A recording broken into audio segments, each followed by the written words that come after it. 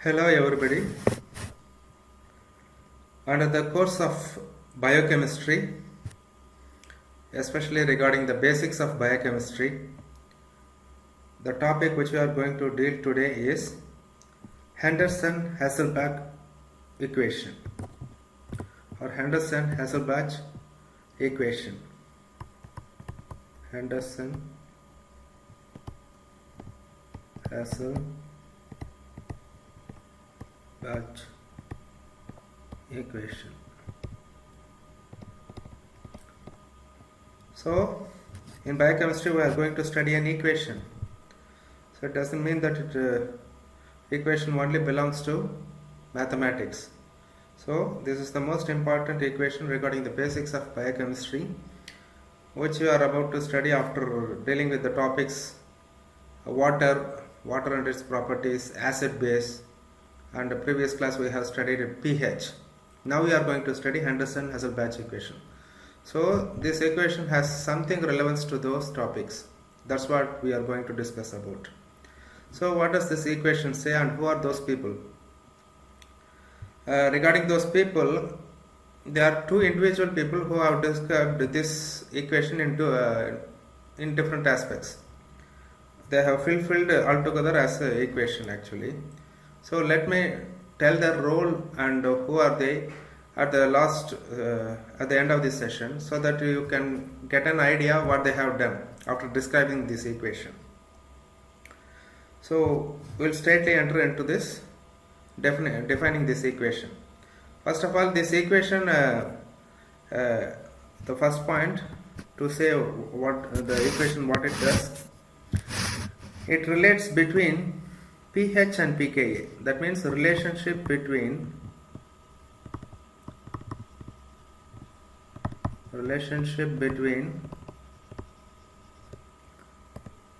pH and pKa. So this equation will show you the relationship between pH and pKa. So we know what is pH, right? So negative logarithmic hydrogen ion concentration. Okay. So the acid or base concepts, those things are playing here.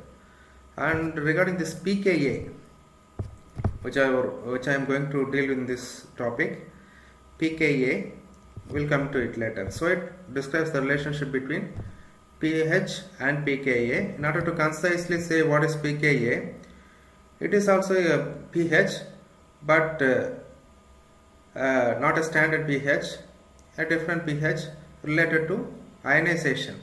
Okay, that is dissociation and association of ions. Okay, so we'll come to it.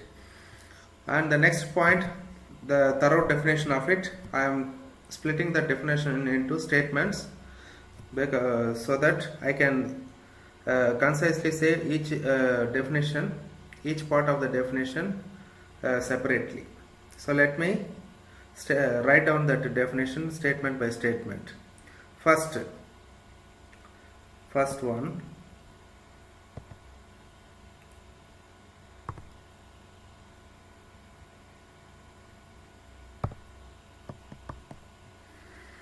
buffering action of a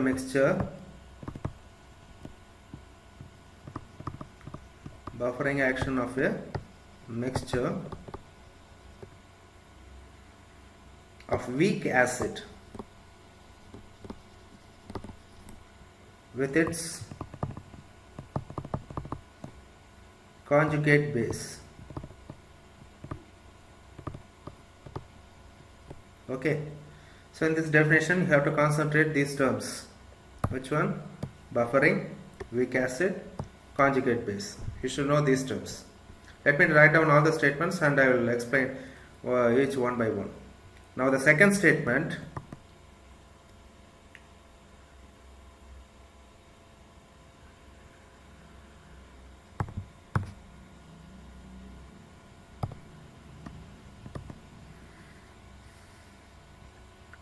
pKa of the weak acid. So in this step we are going to see what is pKa What is weak acid? Now third one.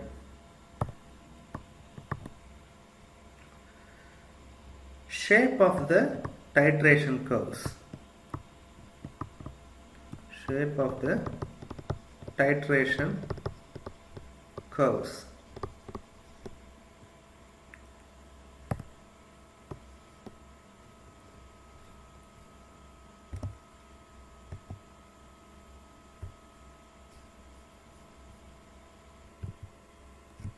So here I have noted down 3 points. Actually it is 4 points. So if I combine all these points into a single statement, that is the standard definition of Henderson-Hasselbalch equation. So if I read it like a proper definition, it goes like this. The quantitative relationship among pH, buffering action of a mixture of weak acid with its conjugate base, and the pKa of the weak acid is given by a simple expression called Henderson-Hasselbalch equation. Okay, such a long definition. That's why I have split it into these simple statements, so that you will catch the idea proper. You will get the wholesome idea of Henderson-Hasselbalch equation. And to concisely say what Henderson-Hasselbalch equation describes about, it describes the derivation of pH. Okay, so it describes the derivation of pH. What it derives? It derives as in the form of pKa. Okay, describes the derivation of pH as a measure of acidity in biological and chemical systems. Okay, so if you derive a component from pH, that derivation will help you to measure acidity. Acidity means increase in hydrogen ion concentration in our body. In our body, in the sense biological systems as well as in the chemical systems. So that's what this equation describes. So that's what I have told in the first line. It gives you the relationship between pH and its derivative pKa. Okay, now you are getting the point. So it describes the relationship between pH and their derivative pKa. And what does this pKa do? It will give you the measure of acidity in biological and chemical systems. Okay, now you are getting the first point. So, okay, but I will give you the proper explanation of pKa later. Okay, first of all I will finish this. Now we read this point. Buffering action of a mixture of weak acid with its conjugate base. Now first of all we should know what is buffer. What do you mean by buffer? In general terms you will say it maintains constant pH. But specifically you can say in according to the chemistry standard definition, it maintains the pH by either donating the protons or accepting the protons. Okay, so either it will act as an acid or a base. So altogether it will maintain the constant pH. So that's what a buffer does. So that's what they have told in this statement. I have told it just acid and base, but here they have mentioned as buffering action of a mixture of weak acid with its conjugate base. Okay, so buffering action of mixture of weak acid with its conjugation base. Then you should know what do you mean by weak acid and what do you mean by conjugate base. Already I have told you about this acid regarding its strength, strong acids and weak acids. But once again I will tell you here, and I will also tell you what do you mean by conjugate base. Okay.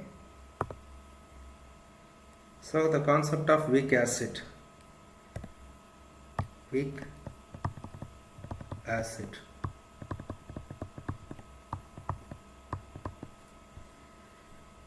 So if there is weak acid, then there is also strong acid. Then how do they classify it as strong and weak? Depending on their ionization property. Okay. So ionization property depending on the strength of an acid. So how do you call the strength of an acid? So if the acid gets dissociated wholly, for example, I am now telling you about strong acid. So which one is strong acid? Hydrochloric acid. Hydrochloric acid. Now this is a strong acid means, how do they call it a strong? Because it dissociates in water as H plus and Cl minus. completely. Okay, if you are adding 100 molar HCl, then you will obtain 100 molar hydrogen ions and 100 molar chloride ions. This is called strong acid. They are completely dissociated. Whereas weak acid, they are not completely dissociated. They are only partially dissociated. That's why we calling it as weak acid, because the strength of the acid is only partial here. Their dissociation constant is only partial here. So what does it say? It refers to the tendency of an acid. It is symbolized by the formula HA. For weak acid, it is symbolized by the formula HA. Okay, where it donates its proton here partially. Okay, so for example, weak acid, what is the example, standard example? So acetic acid. This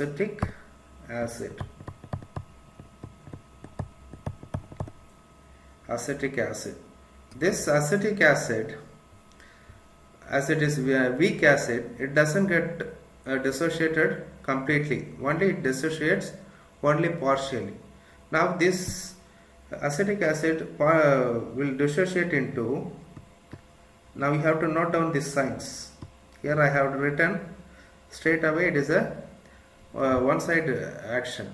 According to Lorentz-Littler principle, this hydrochloric acid fully gets dissociated into hydrogen ions and chloride ions, and this could not reunite together to form a hydrochloric acid again in the solution. It is completely dissociated. That's why it is called completely. Whereas in case of acetic acid, this gets dissociated into, how it dissociated? CH3 COO minus plus H plus. Now this is a reversible reaction according to Lorentz-Littler principle. Depending on the circumstances, depending on the especially pH only. So depending on the pH in the solution, in the dissolved solution, this will either, depending on the environment, if it is acidic environment, it will be acetic acid only. Where it is a hydrogen ion rich environment, so that this hydrogen ion cannot dissociate away. So it will be as such acetic acid. But if the pH is in a basic environment, that means there are more hydroxyl ions.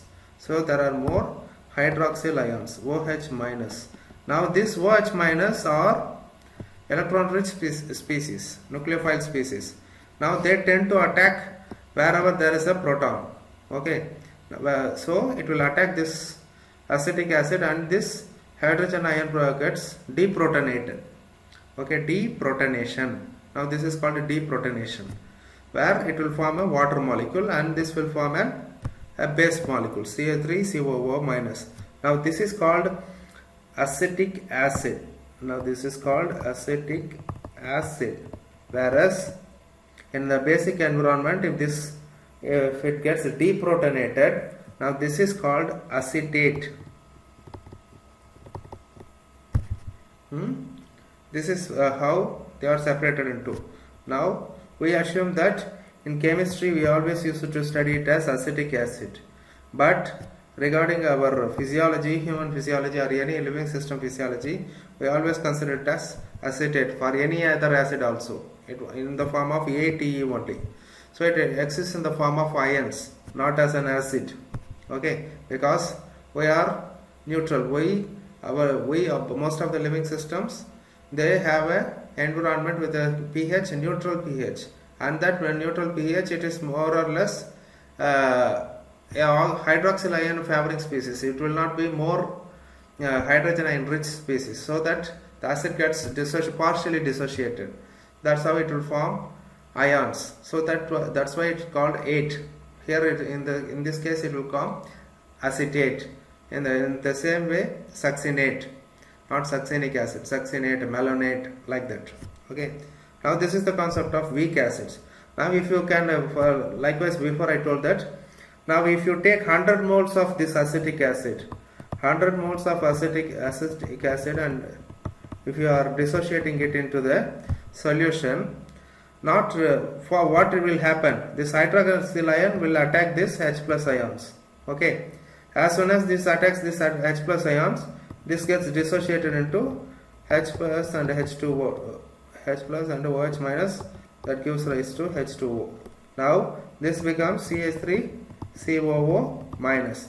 Now what will happen is, in the sense, the other molecule which is having acetic acid, which is not dissociated, now they tend to donate their proton to this one. So it's like shifting their protons. This OH minus attacks one acid and it gets deprotonated. The subsequent other acid which has this hydrogen will tend to donate this H to this acetate. Okay, likewise it goes on. Then I mean to say that not 100 molecules of acetic acid will get dissociated. It will exist in such a way 50 molecules will be in the form of CH3COOH, whereas other 50 molecules will exist in the form of CH3COO minus. Okay, now this will persist in the form of acid. Now this will exist in the form of base. So they are equally present. This is where we call it as a weak acid. Okay, so this is an irreversible reaction. That's why I have represented here. Now this shifts depending on the pH environment. Now this is the concept behind weak acid. Now we are going to know what you mean by conjugate base. So second topic, conjugate base. So what is conjugate base? Before getting into this topic, so anyway we are studying this conjugate base and its acid only. So acid base.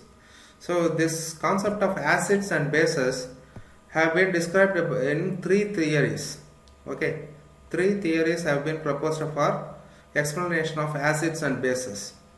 First theory was proposed by Arrhenius. So he explained in one way about acids and bases. Now we are not going to that much depth into that what Arrhenius has told. Now the second person, which we are now going to concentrate, that was proposed by Lowry and Bronsted. They have only proposed this conjugate base. Okay, that's what we are going to stress upon. And the third one is Lewis.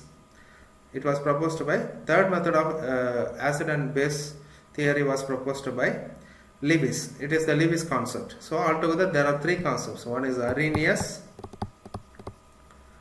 second one is Lowry Bronsted, and the third one is Lewis concept.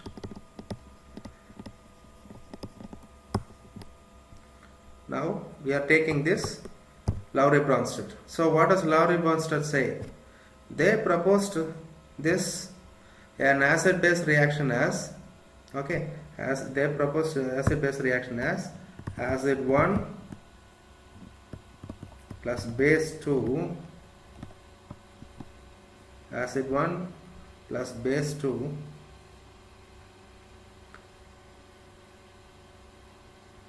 gives rise to acid 2 plus base 1 plus base 1. Acid 1 plus base 2 gives rise to acid 2 plus base 1. Now as such you could not understand what is that acid 1 and base 2. Let me tell with an example. We'll consider the standard example HCl. Okay, HCl.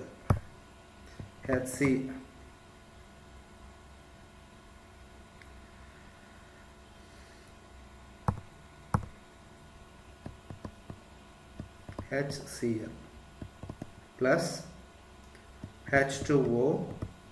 Now we have to say what is the remaining reaction. So hydrochloric acid reacts with water to form what it will form? Hydronium ion. Okay, hydronium ion. We have discussed before about this hydronium ion. So it will form hydronium ion, and remaining what is there? Cl. So chloride anion, hydronium cation and chloride anion. Now we'll turn these terminologies. Now this is hydrochloric acid is the acid 1. Otherwise we can call it as proton donor. Proton donor.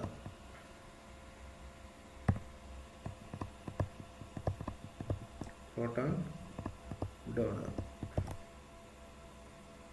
Now this H2O, it is the proton acceptor, because this H plus is donated to this H2O and this becomes the acceptor. That's why we are calling it as proton acceptor. Proton acceptor.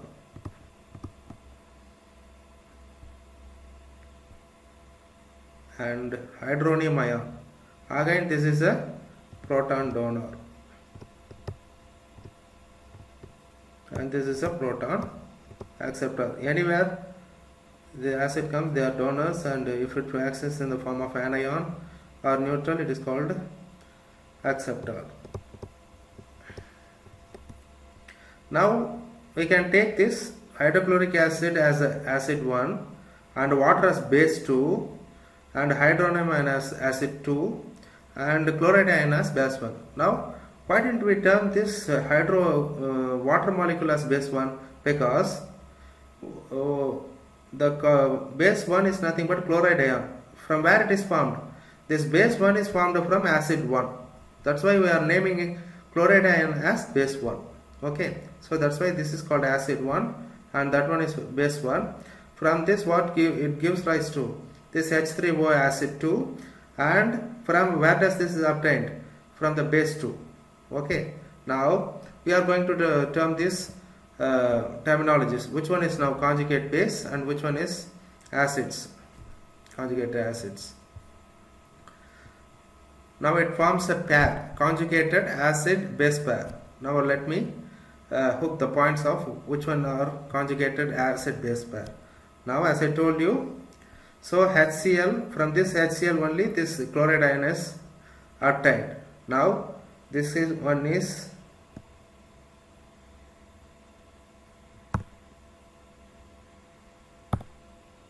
so this one is conjugate acid base pair.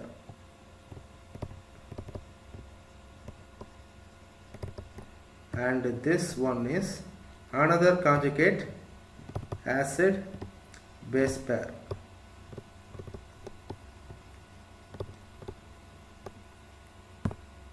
In the first conjugated acid base pair, we can describe this statement as Cl minus is the conjugate base. Cl minus is the conjugate base of the acid HCl. Okay, I think you are now getting the point. Cl minus is the conjugate base of the acid hydrochloric acid, HCl. In similar way, the second conjugate acid base pair, hydronium ion H3O plus is the conjugate acid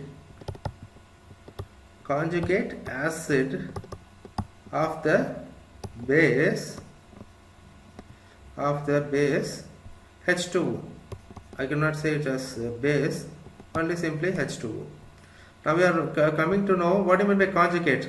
Whichever it is derived, that one is called conjugate. Now chloride ion is derived from hydrochloric acid. That's why, but it is a base. So that's why we are calling it as conjugate base. The similar way, from this water molecule only, in turn it formed acid as hydronium ion. Then this is the derivative. That's why we are calling this as a conjugate acid. So this is what we call conjugate base and conjugate acid. I think now you have obtained the idea of what do you mean by conjugate base. Now let us recall that second statement. Now we will get the whole idea. Buffering action of a mixture of weak acid with its conjugate base. Now what do you mean by buffer? It maintains the pH by donating either protons or accepting the protons. Now donating the protons means this weak acid only donate the protons. Okay, and from where the protons are donated to this conjugate base. Okay, so this conjugate base will accept the protons in order to maintain the pH, and in the similar way weak acid will donate the protons to maintain the pH. So buffer acts by these two systems, weak acid and its conjugate base. Okay, now weak acid in the sense, thus weak acid as a conjugate base. Which one is the example of weak acid? That acetic acid. Let us, I will say which one is conjugate base for acetic acid. So CH3 COOH, this one is weak acid. Now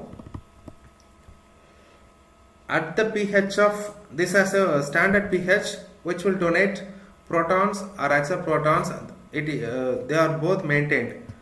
That pH is 4.8 because it is weakly acidic, right? So it has a standard pH at 4.8 where as I told you before, it is a weak acid, only partially dissociated. That means I told you that there will be equivalent amount of this acid, that is CH3COO minus and H plus, CH3COO minus and CH3COOH, both acid and its acetate, they will be equally present at this pH 4.8. This is what we call pKa. At this pH, I told you that it is also a pH concept, but how it differs? It is at this pHa, this pKa, at this pH, equivalent amount of that acid and its base are equally present. That is what we call pKa. Okay. Anyway, I will describe how this terminology is found, because pH we will say negative logarithmic, something like that we used to say. In the same way I will tell for pKa also. Now you are getting the concept of weak acid. From this weak acid, now this is what we call conjugate base. Because in hydrochloric acid, that chloride anion, that is called conjugate base. In the similar way, from acetic acid, this acetate is a conjugate base of this acid. Now that definition gets a whole idea. Buffering action of mixture of weak acid. Now we will say in terms of acetic acid. Buffering action of mixture of acetic acid with its acetate. Okay. If you are dissolving the acetic acid in water, it will form a buffer action for that water. How? It will give acetic acid to donate their protons, but if the pH is so raised, and then it will form a conjugate base in equivalent amount, that is acetate. So they together maintain the pH of that water at maybe in 4.8 where it is equally present. That is what we call buffer action. Okay. Now that first concept finished.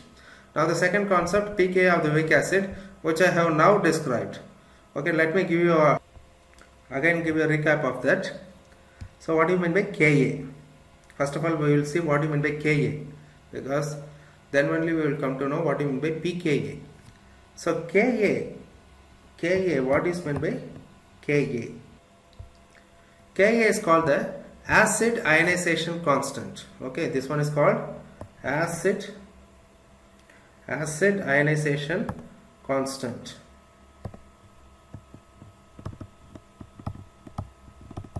It is not called a base ionization constant. It is called acid ionization constant. Why? Anyway, Ka, you can see a similar term like that. Ka means it is a derivative of Keq. We have already seen this. Keq, what does it say? It is the equilibrium constant between reactants and products. Okay. Now in the similar way, it says about the equilibrium, but here it says about the ionization. So ionization, so why does it want to say this ionization? In order to measure the strength of an acid. So if you are using this acetic acid for maintaining the pH, or any other acid maintaining the pH, or any other base, you need to know about its strength. That the strength can be derived from or estimated from Ka. That is acid ionization constant, or cut shortly we can say it as dissociation constant. This can be again told as dissociation constant. But that A represents acid ionization constant. Either it can ionize or dissociate. You are getting the idea. Okay. Now what do you mean by this acid ionization constant? It refers to the tendency of an acid symbolized by the chemical formula Ha. So Ha. So this is the weak acid. It refers to the tendency of a weak acid symbolized by the chemical formula Ha to dissociate into a proton, that is H plus A minus. H plus A minus. That means this weak acid is split into hydrogen protonated and it forms a conjugate base A minus. Okay, this is what we call the Ka. Now if you have to write in terms of Ka, how will you write this? Ka equal to H plus concentration of H plus and concentration of A minus divided by concentration of that weak acid. Now this is what we called acid ionization constant ratio. So it describes the relationship between this weak acid as well as its ions. Okay. Now you can, in this equation you can observe in this equation that this acid ionization constant is directly proportional to concentration of protons. Okay, and protons are nothing but, if there is enough protons are there, it is called acid. So this ionization depends upon acid. That's why they are calling it as acid ionization constant. Now we are getting the idea, right? So acid ionization constant. So it will tell you this ratio between this weak acid and its ions. So in the before I told you that. So if there are equivalent amounts are present, this is 50 moles and this is 50 moles, then we can say the ratio is 1. Then it is at equilibrium. Then there is no transfer of, there is no concept of protons or deprotonation will occur because they are in equivalent amount. If there is a shift in pH, again this ratio changes. That's what this acid ionization constant says. Now we have to convert it into pKa. Now you know pH is now nothing but power of hydrogen ion concentration. Power of negative logarithm of hydrogen ion concentration. Now this Ka also we will write in terms of pKa. We are going to write in terms of power of that ionization. We are going to analyze the power of ionization. If you write it in terms of power of ionization constant, now this can be represented as pKa. So if you write it in terms of power of Ka, then how it will change?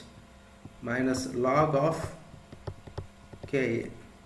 Now how you are writing this minus log of Ka? Because pH is nothing but minus log of H plus, concentration of H plus, right?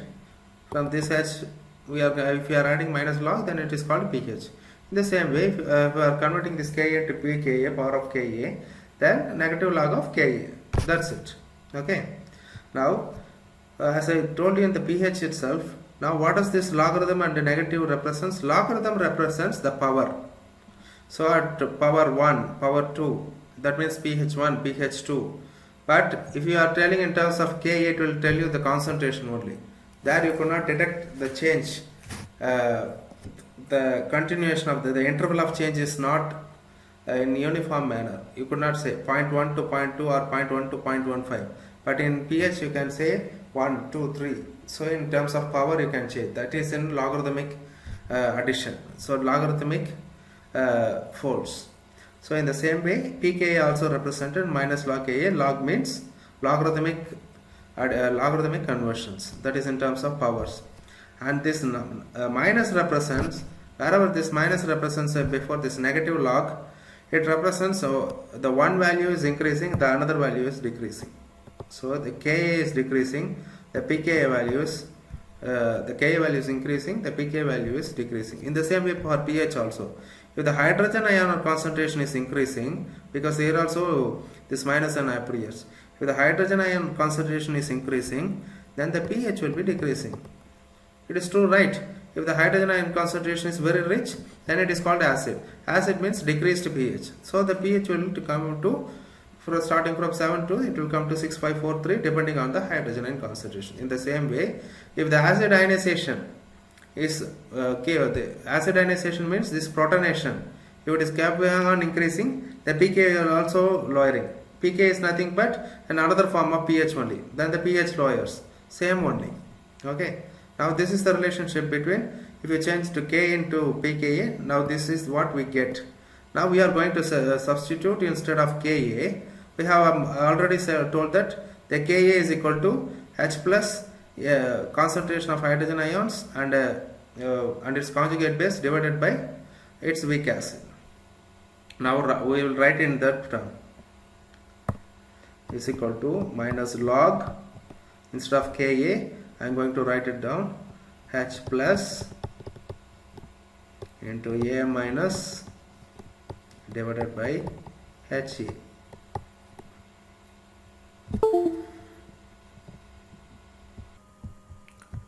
Now this is what we call pKa. So pKa is described in terms of like this. Now what does this represent? So pKa is nothing but the negative logarithmic conversion of the ratio of the weak acid and its conjugate bases through protonation. Okay. Now if it exists in the pKa value, then there will be no any drastic change. What do you mean by drastic change? Drastic change in the sense, in pKa if there is drastic change means change in the pH. Change in the pH. Change in the pH, if there is a drastic means sudden changes. Sudden changes means if a pH is 4, suddenly if it is increasing to 6, 7, 8, only adding some, if I am adding 10 moles and the pH suddenly changes from 4 to 5 to 6, that is called a drastic change. And if I add 1000 moles or more and the pH is not changing, it is only slightly increasing from 4 to 4.2, 4.3, then it is called, there is no drastic change. It is only something, it is only maintaining. That's what we call buffer. So it performs the buffer action. So for a buffer, you need to know the pKa value. So buffer, you need to know the pKa value, and the pK is nothing but the pH. It is at a pH. It is at a for a solution. It consists of various pH for different groups of presence in the, for example, in amino acid biochemistry, for that is COOH group. Okay, it has its own pH value in an acidic environment or basic environment, and in the same way for amine, it consists of a different pH for an acidic or basic. It will tend to give proton or accept proton individually, so it changes. So for that kind of compounds, we need to consider this pKa value. That's what we are using, this pKa. So we will use those kind of amino acids for buffering action. Naturally, in our physiology, for example, which amino acid? Histidine. That histidine is the buffer that is maintaining our blood pH. It depends upon the pKa. What do you mean by pKa?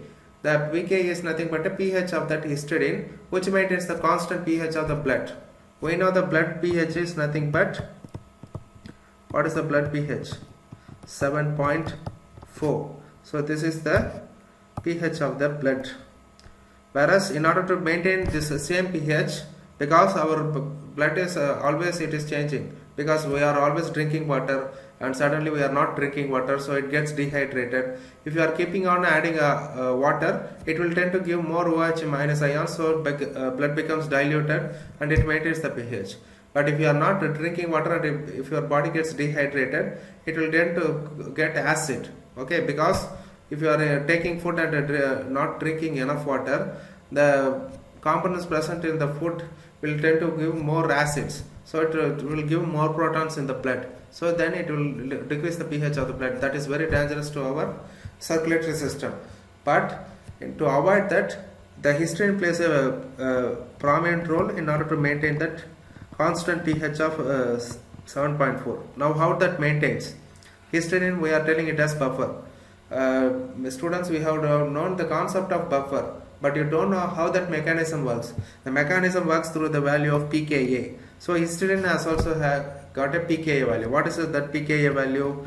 The pKa value of histidine is 6.8. So you can see there is a similar relationship between this 6.8 and 7.4. Okay, in order to maintain the pH of 7.4, this histidine tends to maintain with its structure. Histidine has a structure, so which will give proton or accept a proton depending on the blood pH changes. So if the blood pH is increasing, that if it tends to become more basic, that means there are no H plus ions are present. Okay, so then histidine will donate the H plus ions. But if the blood pH is decreasing, that it becomes acidic, then more H plus ions are present in the blood. Then histidine will act as a acceptor, where these H plus ions are taken by this histidine. That's how it maintains the constant pH of blood. And how does it do? And because of this equivalent pH related to the blood, that is 6.8. If the histidine pH is something different, 4 or 5, it will get what it will do. If it is 4 means it will give more protons to the blood pH and it will decrease the pH of the blood. Okay, so you have to if you are preparing any lab chemical in order to maintain a constant pH, you have to take a buffer similar in the range of that pH. Okay, then only the pH of the solution will be maintained depending on your consideration. That's where the buffer concept comes. And if you are how to know the buffer concept, then you should know about the idea of pKa. Now this relationship is explained by the Henderson-Hasselbalch equation. Now we have now you got the idea of this one. Which one? pKa of the weak acid. Now the last one, shape of the titration curve. It is nothing but the illustrative explanation of this Henderson-Hasselbalch equation. That is the relationship between pH and pKa. It is the relationship between pH and pKa. That means titration curve. They are telling it as titration curve. What do you mean by titration curve? So first of all, you should know what do you mean by titration. Then only you can know about titration curve. What do you mean by titration? So it is nothing but it is a technique where the solution of known concentration is used to determine the concentration of unknown solution. That's what you are doing in your schooling also. You will take a burette and you will put a conical flask in it, and the conical flask will contain unknown, that is analyte, they will call it as analyte. So unknown solution, and in your burette it is filled with known solution, that is called sample solution for standard solution, where you will titrate down. Titrate means you will keep on adding that solution until it the color changes or some there is a shift in the change. That's what you call the titer value. Okay, so here the known is called a titrant, which you are adding in the burette. That is called a titrant, where that is called a known solution, which titrant is the known solution. But if what you are taking in conical flask, that is called analyte, which is unknown solution. For this in this experiment you are testing the titration value at which so in pH we can say at which pH there is a change in the solution. Okay, so in order to know the unknown solution, to know about its pH, that's what we call a titration. So the experiment is called a titrimetry. Okay, in the same way, if you depict the titration values into a graph, that is called a titration curve. So it is a plot that shows the change in the pH, but the titration curve is specifically applied for these pH values. That's why the definition goes for titration curve is it is a plot showing the change in the pH of the solution in the conical flask as the reagent is added from the burette. So if you want to know the change in the pH, so if you are keeping on adding the known solution into the analyte, you will not know whether there is a change or not. But if you are keeping on adding, if there is a sudden change in the color or any indication, then you will come to know the pH has changed. So then you will see that now that analyte, unknown analyte, what pH belongs, in what range it comes from. So this will be analyzed from, estimated from the titration curve. Now I will show you the example of titration curve. Now this titration curve we will see in the next topic, buffer systems. So in this titration curve, this is called y-axis, right? And this is called x-axis. Always in x-axis, the values depicted on x-axis, they are called independent variable. Independent variable. Now this is not a chemistry technical terms. This is a statistical term. Independent variable. Just to know it. This is called a dependent variable. Okay. Independent variable that does not get influenced by any other variable. That is called independent. But this dependent variable, it depends upon this variable. That is why it is called as dependent variable. So in this graph, what we will consider in independent variable, the volume of the titrant is called volume of titrant. That is in ml. So 0, 10, 20, and it goes on like this. So this is called volume of titrant. So this is independent of anything. The volume which you have prepared is the same. Okay, if you are keeping on adding, it will come down. So it is not dependent on anything.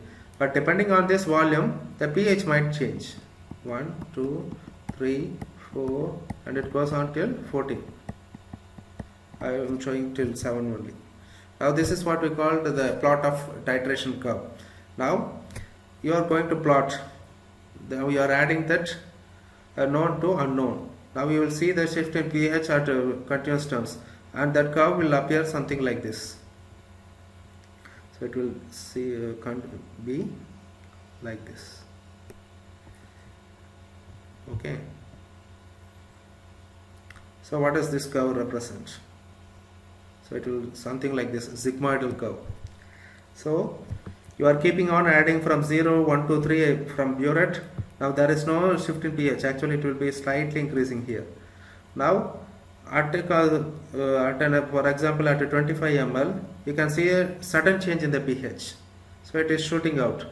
So it goes from acid to base, and then again the saturation comes, it maintains a neutral pH. Now this is what titration curve tells. Now the sudden pH where it has occurred at an exant point in this line, the middle of the exant point, it is known as equivalence zone. Now this is called equivalence zone or equivalence point. Now this is equivalence zone. Now this is equivalence point. And where that shift has occurred, it is called off equivalence point. Off equivalence point.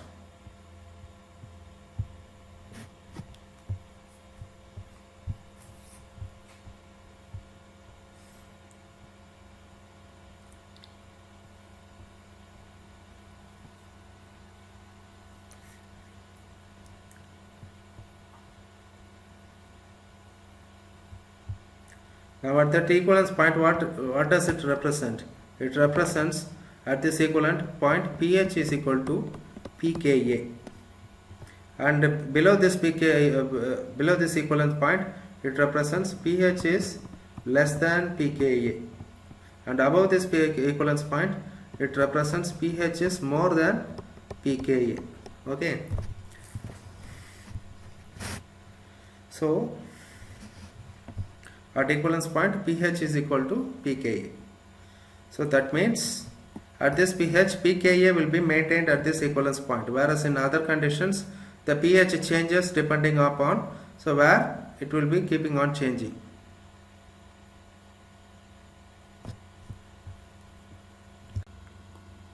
So the equivalent point, what does it mention?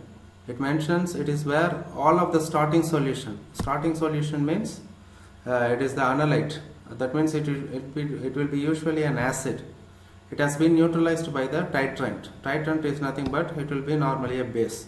So the starting solution, which is an acid, will be neutralized by that base at this point. That is called equivalence point, where pH is equal to pKa, and that pH, when the pH is equal to pKa, there will be a change of pH by 2 points.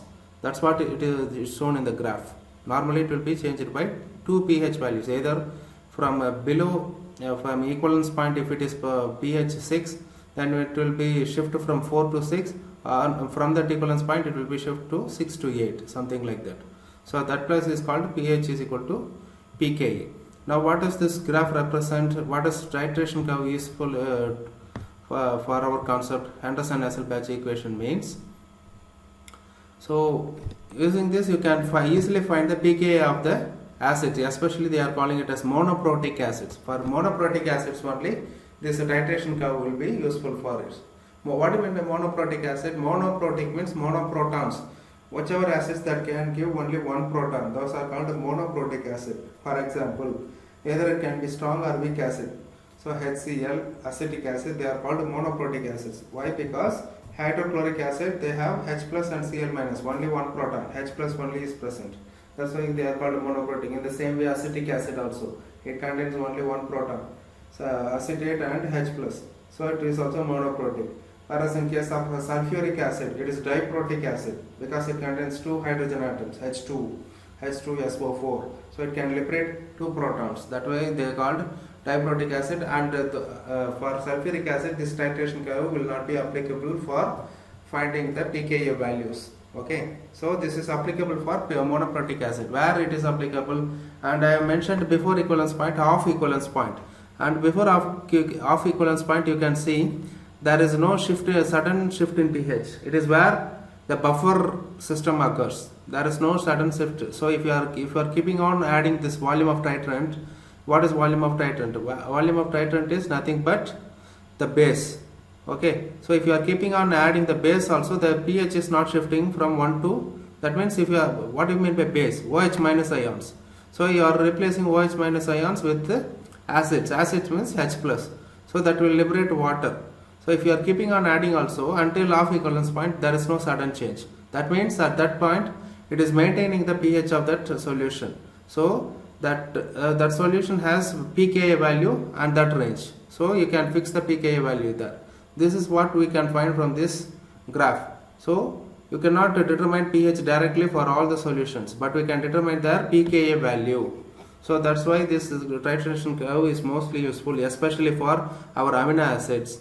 Especially if you are having long peptides in any protein, if you want to know the pKa values at different places in order to design drugs or receptor molecules, something like that, you should know the environment. You should know the aqueous environment where it is placed, that protein. Depending on the aqueous environment, it will tend to exchange protons, either accept it or donate it.